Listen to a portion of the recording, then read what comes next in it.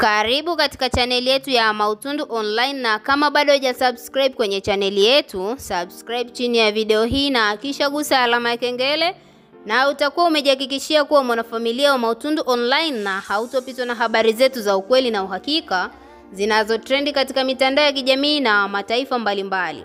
Wema Sepetu ameamua kuonyesha tumbo lake na ameamua kudhihirisha ni jinsi gani hawezi kujali sasa hivi baada ya kuachana na Whozu. Kwa muda mrefu aliweza kukaa offline bila kuposti picha ambazo zinaonyesha moment yoyote inayoendelea katika maisha yake.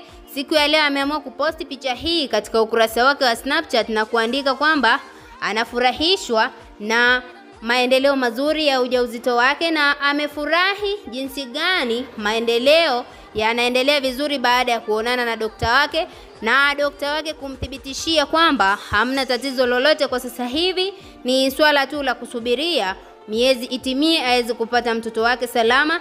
Na kitendo hichi kimeweza kumchukiza Whozu kwa sababu hakutarajia kama Wema Sepetu anaendelea vizuri au ataweza kuposti baadhi ya picha ambazo za miendelezo ya ujauzito wake. Na kitendo hichi kimemfanya Wema Sepetu aendelee kujisikia vizuri kwa sababu wapo watu wengi walikuwa wakimnuia mambo mabaya au wakimtangaza vibaya katika mitandao ya kijamii kwa sababu ya tatizo lake la kutokuweza kupata mtoto kwa muda mrefu, na sasa hivi ameweza kushuhudia mambo makuu zaidi kwa sababu anaona ujauzito wake unakoelekea ni sehemu pazuri na anaweza akapata mtoto wake soon as possible kwa sababu majibu ya dokta yameweza kumdhihirishia kwamba kwa sasa hivi hamna chochote kibaya, ni swala tu la kusubiria. Na dokta wake amemthibitishia hilo siku ya leo baada ya Wema Sepetu kwenda kufanya vipimo na kuangalia maendeleo ya mtoto wake.